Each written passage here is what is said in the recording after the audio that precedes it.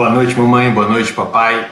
Seja muito bem-vinda, seja muito bem-vindo a mais um Gestação Super Bebê. Hoje nós temos um tema um pouco complexo, mas eu vou buscar explicar para vocês da forma mais simples possível para que vocês possam entender, criarem uma estratégia para você, mamãe que está grávida, para vocês, casais grávidos que estão acompanhando, criarem uma estratégia para poderem atuar positivamente no seu filho. Meu nome é Fábio Sampa, mais conhecido pelo meu sobrenome japonês Sampa, e a minha proposta é ajudar você, mamãe, você, papai, que quer que o seu filho seja feliz, tenha uma vida plena, que ele saiba lidar com as dificuldades da vida, que ele seja mais preparado, atuando agora na gestação, que é uma fase de extrema importância para definir que tudo isso aconteça. E o assunto de hoje tem até a ver com um post que nós colocamos no canal do Feta Vida Plena. Diz o seguinte: as histórias, elas não precisam ser repetidas, né? Você, mamãe, pode mudar esses padrões na gestação. E a pergunta é, como assim? Como que este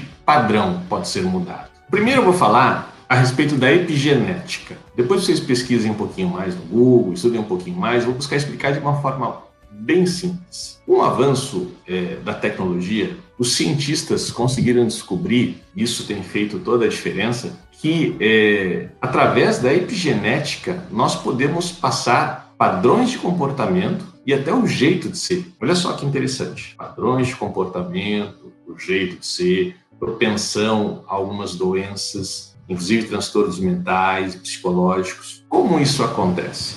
De que forma isto é feito? Então, vou contar uma metáfora, uma história para que vocês possam entender e fazer analogia. Imagina um motorista de carro, uma mãe dirigindo um carro, e essa mãe está apressada para chegar no trabalho, está atrasada, não se maquiou, está super atrasada e tem que ir para o trabalho e tem uma reunião super importante. Ela vai pegar o carro e vai dirigir, provavelmente em alta velocidade, acelerando. Mal o farol abre, ela já acelera e vai indo para cima para chegar no horário. E num outro dia, uma outra mãe, mas no mesmo carro, essa mãe está com muito medo. Muito medo, aconteceu uma coisa, ela soube que uma prima acabou de morrer num acidente de carro, isso disparou um medo, quase que um pânico nela, que ela não sabe de onde veio e ela está com medo de dirigir, mas ela precisa ir para uma reunião. O que ela faz? Ela vai, mas vai muito devagarzinho, quase parando. As pessoas estão buzinando atrás e ela continua indo devagarzinho, quase parando. Uma outra história, o mesmo carro, mesma mãe, ela está tensa. Acabou de brigar com o marido em casa, ou acabou de ter uma notícia que fizeram uma coisa em casa, prestaram um serviço que não deu certo e ainda cobraram uma fortuna e não ficou bom. E ela está pé da vida e tem que ir para uma reunião. Ela vai para uma reunião, nem prestando muita atenção na estrada, porque ela está tão pé da vida, e uma hora, ela que faz uma besteira no trânsito, buzinam e ela ainda xinga o pessoal. Ei, pô, o que você pensa? O que você está fazendo na vida? Foi educado, né? Não fala de xingar. E xinga. O que é a epigenética? Antes, os cientistas achavam que as nossas doenças hereditárias, elas só aconteciam em função da herança de um tipo de gene. E eles achavam que isso era imutável. Hoje eles perceberam que o gene ele sofre influência do ambiente através de marcadores químicos. E aí, de acordo com a influência que ele sofre do ambiente, ele se expressa de um jeito diferente dentro do corpo humano. O DNA ele não muda, mas a forma como o gene se expressa muda. Então, ou seja, o carro ele não muda, mas a forma como ele é conduzido muda de acordo com o que acontece no ambiente. Essa motorista com medo, essa motorista tensa, essa motorista atrasada. Então, de acordo com o que acontece no ambiente, o carro é sempre o mesmo, mas ele anda de um jeito ou de outro. A forma como ele se expressa, ela muda de acordo com o ambiente. E aí, o que os cientistas descobriram? O jeito que este gene se expressa, ele é passado para os filhos. Existe uma herança desses genes. Então, olha só. Então, vamos supor que este gene enfurecido, olha pra onde anda, tal, pá. E esse gene se expressa dessa mesma forma. Esse gene é passado para os filhos e os filhos recebem um gene que se expressa desse mesmo jeito. Isso está fazendo sentido para vocês, ok? E, de novo, o que vai definindo como esse gene se expressa são os marcadores químicos. E aí, o que é a emoção? A emoção, nós falamos isso em lives anteriores, a emoção ela é um processo bioquímico dentro do nosso organismo. Ela é consequência, né? Essas sensações de determinada emoção são consequências dos hormônios que são secretados no sangue e dos neurotransmissores que são estimulados e dizem para a gente fazer um monte de coisa, para as nossas células reagirem de uma determinada forma. O que eu sinto impacta na forma como os meus genes se expressam.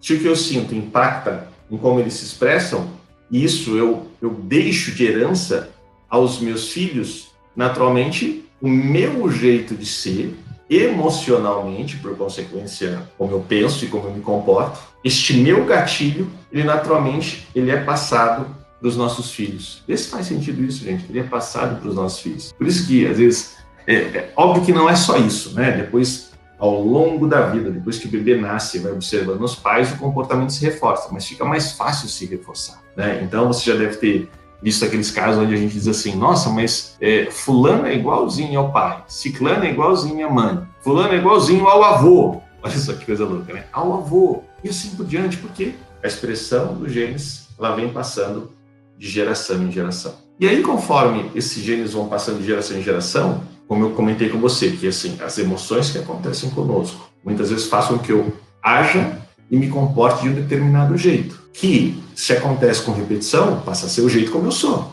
E se isso modifica a forma como o gene se expressa, isso é passado hereditariamente, significa que o meu jeito de ser pode ser passado para o meu filho e que o meu filho pode passar para o meu neto ou para a minha neta este meu jeito de ser.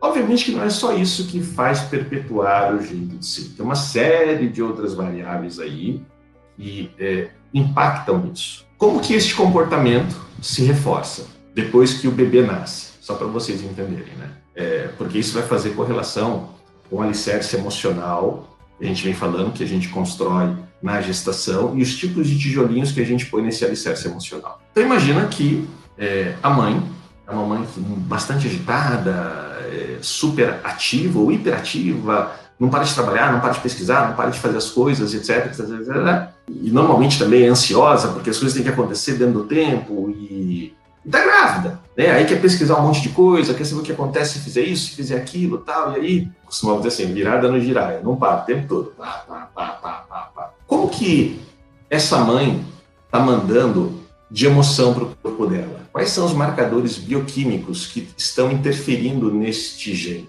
E aí este gene ele é passado para o seu filho ou para a sua filha. Aí, naturalmente, junto com este gene, lembra do alicerce emocional? O ambiente intrauterino desta mãe, que é o mundo interior desta mãe, este mundo interior da mãe é o mundo exterior, é o primeiro mundo exterior deste bebê que está no ventre, faz com que ela seja regada e envolvida dessas emoções, cheia, repleta desses tijolinhos que formam essas emoções. Então, olha só, além dos marcadores genéticos, ela começa a ter uma memória emocional desse jeito que a mãe é.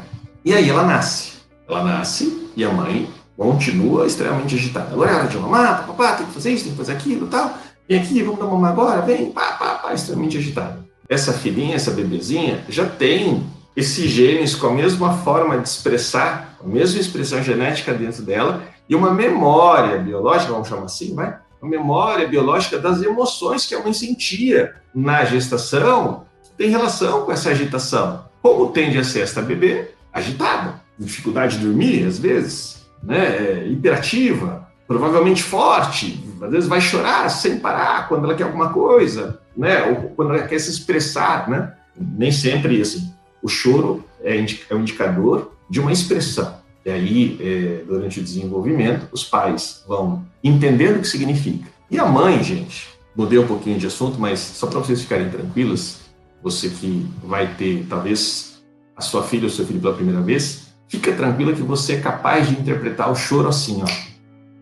Não se preocupe em ficar lendo, participando em grupos para entender o significado dos choros, porque existe uma mudança que ocorre no seu cérebro. Fizeram uma pesquisa, né, com diversas mães grávidas e mães que não estavam grávidas.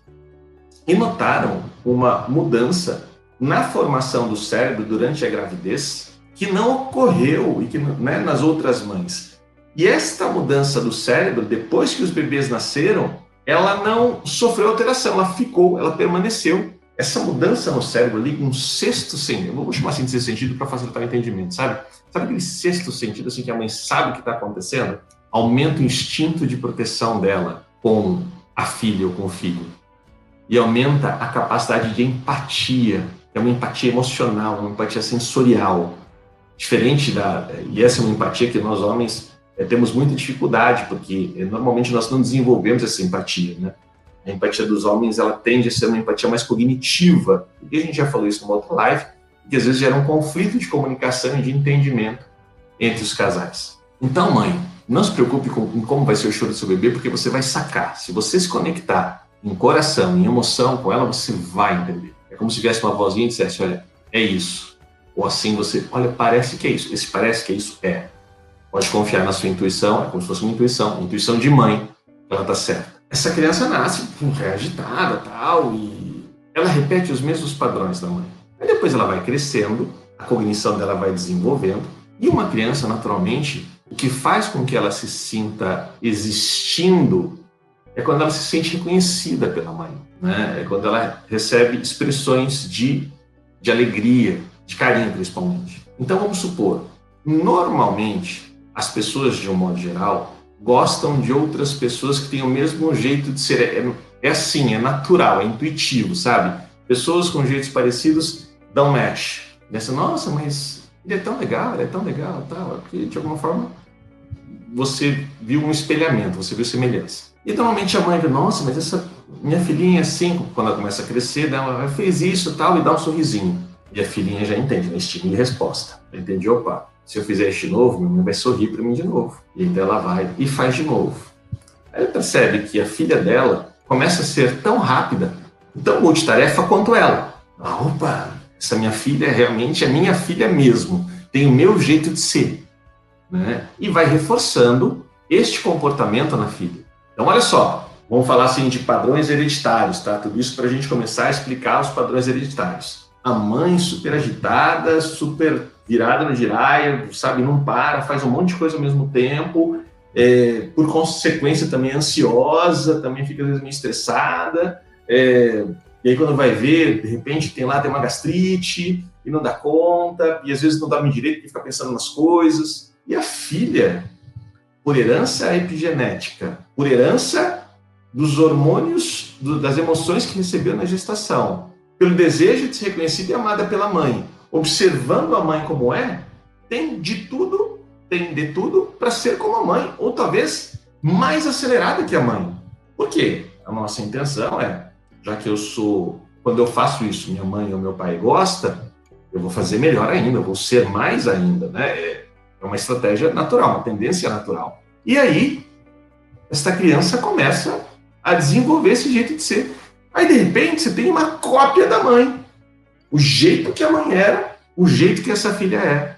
Obviamente, naturalmente, com o jeito que o pai tem também de ser, etc. Eu peguei como exemplo estou fazendo a leitura só a partir da mãe.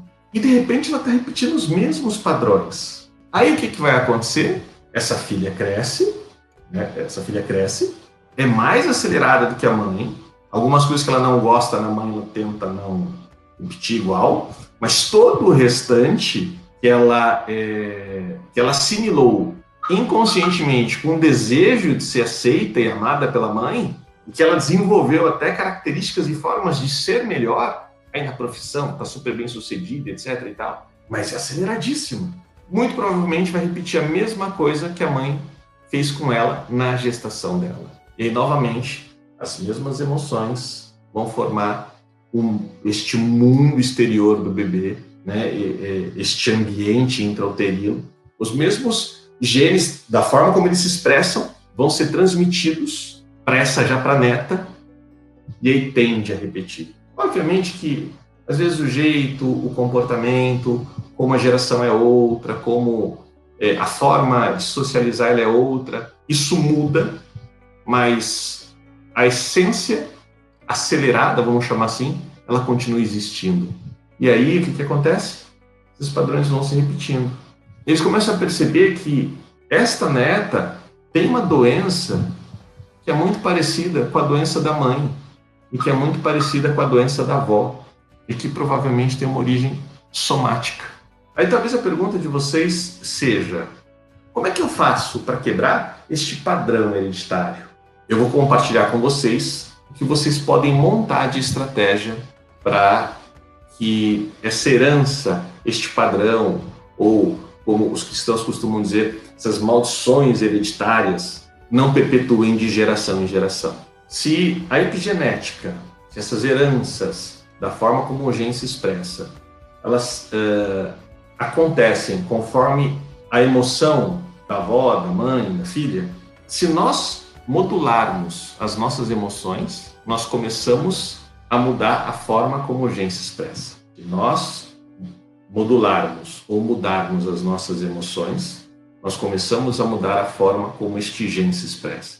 Então, se durante a gestação eu encontro um caminho, uma estratégia, onde eu, mamãe, junto com o apoio do meu marido, do meu parceiro, consigo entrar num estado emocional diferente, eu começo a mudar a forma como os meus genes se expressam e o ambiente intrauterino eu estou gestando a minha filha. Com isso, eu começo a quebrar essa cadeia da herança epigenética, porque eu começo a estimular o ambiente externo da minha filha, passa a ser diferente do meu ambiente que estimula os meus genes. Eu crio um outro ambiente dentro da minha barriguinha, dentro do meu útero, aqui, para minha filha, para que os genes dela se expressem de uma outra forma. E, ao mesmo tempo, eu a encho de outros tipos de emoções, que não estresse, que não, sabe,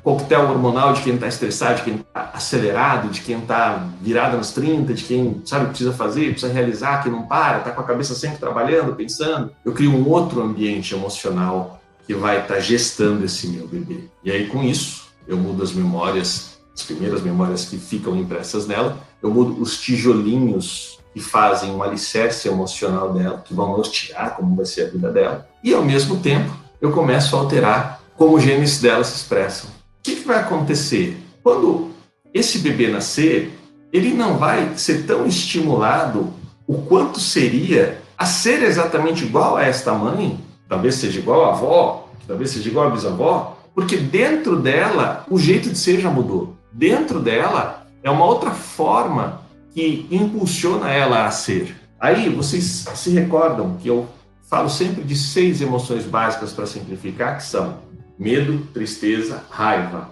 alegria, amor e gratidão. Quais são as emoções que é importante que eu busque em mim, eu, mamãe, durante a gestação, para que eu possa impactar positivamente esta minha filha, esse meu filho, esse meu bebê, para que ele não repita os padrões hereditários, principalmente aqueles indesejados, né? Quais emoções, medo, tristeza, raiva, amor, alegria e gratidão, é importante que eu traga muito em mim, que eu sinta, que eu, mamãe, sinta durante a gestação. Amor, alegria e gratidão. Quanto mais eu, enquanto filha, bebezinha, criança, quanto mais eu me sinto amada ou amado, quanto mais eu tenho memória em mim de amor, de gratidão, de alegria, menos insegura eu tendo a ser. Logo, mais autêntica, mais autêntico eu posso ser. Eu fico mais livre, eu fico mais à vontade de dizer, olha, eu não quero ser que nem você, eu quero seguir o meu caminho. Eu não preciso ceder em ser como o outro para me sentir amada ou para me sentir amado. Porque dentro de mim eu já estou repleto. Eu fui preenchido assim. Quando eu ainda estava na barriga da minha mãe me encheu de amor, de alegria e de gratidão. Então isso me deixa forte, me dá a sustentação necessária para dizer, olha, eu não quero ser desse jeito não. Eu quero ser de um outro jeito, eu quero ser do meu jeito. E este jeito dificilmente vai ser um jeito ruim, porque se esse corpinho ele foi enchido, sabe, ele foi regado, ele se embebedou positivamente, sabe, ele se encheu de amor, alegria e gratidão, os pensamentos, frutos dessa emoção, serão pensamentos do bem, serão pensamentos do bem em ação. Nós falamos isso em uma das lives. Ou seja, serão pensamentos de bênção, serão desejos de bênção. E quando eu sou regado no meu alicerce emocional, E esse alicerce emocional tem um monte de tijolinhos. São tijolinhos de medo, de tristeza, de raiva. Eu tendo a ser reativo.